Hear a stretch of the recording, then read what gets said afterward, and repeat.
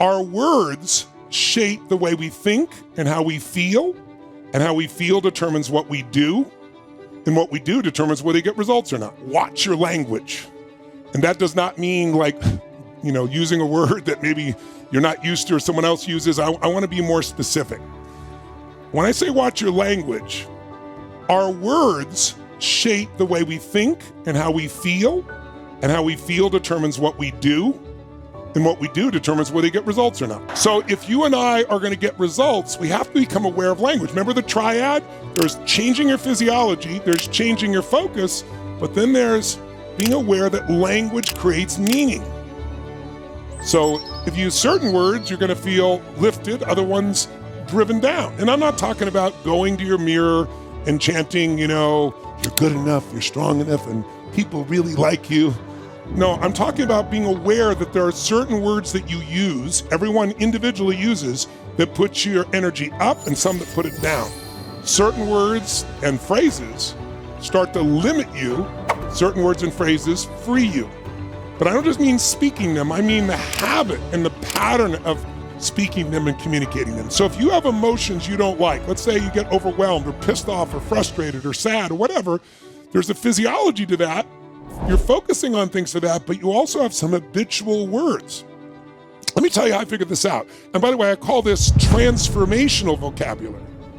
Because by transforming the words you use regularly, you literally change your biochemistry, your emotions, your thinking, and your actions. But if you're unaware, then these words can take over your life and limit you without even knowing it. So a belief is a set of words we say over and over again to ourselves with so much certainty that we begin to believe it, and then we look for ways to justify it, and then pretty soon we're stuck. But you can just eliminate the words and start to change it. So let me give you an example. Years ago, many years ago, 20 plus years ago, maybe 25 years ago, I was in a business relationship with two partners, and they were both very dynamic people. One was a super wealthy guy and really, really smart, really centered guy. And the other guy was a really passionate man, really driven. I really liked him. And he'd give everything to whatever he did. So one day we were in a negotiation with a company. If we made the deal, it would be really good for them and really good for us. And this is probably 30 years ago. I'm young in business and I'm a giver.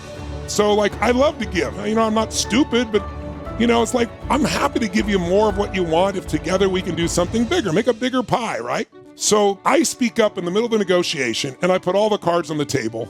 And one of my partners looks at me like, can't believe I'm doing this. And I say, look guys, here's our costs. Here's where things are. This is what we want to do with you guys. Here's the full open, kimono. Let's do a deal that's fair for each other. And I laid the whole thing out, thinking that by being open and honest in every way, we could find something that was a win-win. And the people we're dealing with didn't play win-win. They played win-lose. And they took the information I had and they twisted it, and then they started to use it against us. It was really, really infuriating. It was really terrible.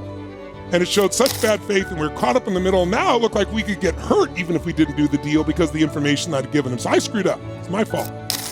Just thinking, being honest and open, let's get to the answer quicker. Let's not play games and circle and negotiate. Let's just put it on the table and find a great way to play. Well, when it was used against us, I got really angry, right? Really angry. I was off, angry. I was mad as hell. And then I noticed though, because I was in the middle of it, I couldn't help it, that one of my partners, the one's really passionate guy, he was insane. He was like, these people, I can't believe this. He goes, I feel like but they're like murdering our child. He goes, he just went on and on. He goes, I'm enraged. I'm this, I'm furious. And I was really mad, but he was so crazy that I was like, calm down, dude. It's not that bad, right? In the middle of calming him down though, because my brain's always noticing patterns. It's just how I work, right?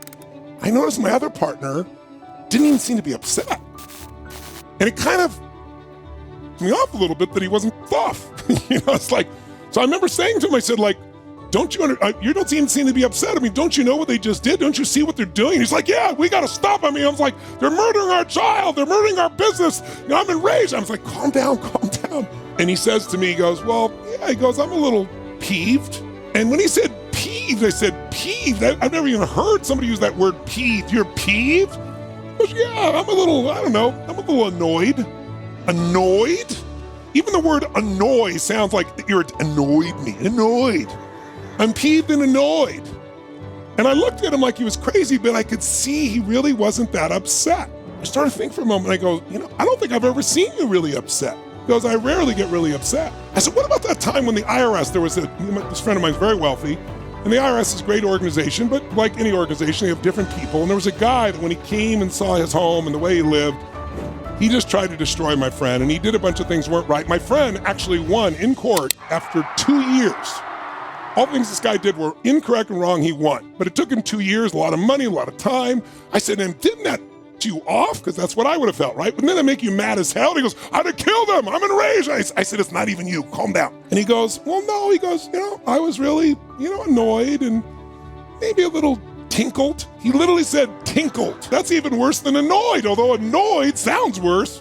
Tinkled, peeved, annoyed. And he smiled, and I saw it was sincere. And so this thing went through my head. We all have the same event, right? We're all going to be equally affected by this in a very negative way. I'm mad as hell. I'm off. I'm angry. He's furious and rage, want to kill somebody, and he's peeved, annoyed, and tinkled. I thought to myself, and I remember asking him, I said, well, why don't you ever get upset? He said, because if you get upset, the other guy wins, and he's really competitive. And now I understood. I remember in the moment going, there is a lesson from the universe. There's a lesson from God here right now. I get pissed off a lot at that time in my life, I thought. I get really mad a lot. Do you know why? Because anything that was really irritating, the 3 words I would use most often is mad as hell, angry, or pissed off. It usually started with pissed off. And my other buddies gets really angry a lot because when anything bad happens, the words he uses are more intense, enraged, furious. And my buddy here, he's like right in the center of it all, and he's peeved, annoyed, and tinkled. And I began to realize my vocabulary, the words I used when I was most upset, were creating my biochemistry. And so I decided to use my buddy's words. And it was so stupid. I go, this really tinkles me, right? I was so stupid, it made me laugh. I went from off to laughing. So it's like, wow. I began to realize the words that you link to your experiences in life become your experiences. The words you link to your experiences change your biochemistry. And if you change your vocabulary, you will change your life. I just showed it to you with good. It might be time for you to discover what are some of the words you use that put you in a lowered state, and what's an alternative word that would make you laugh or make you smile or at least soften it. Because if you watch your language, if you change that language, you'll change everything.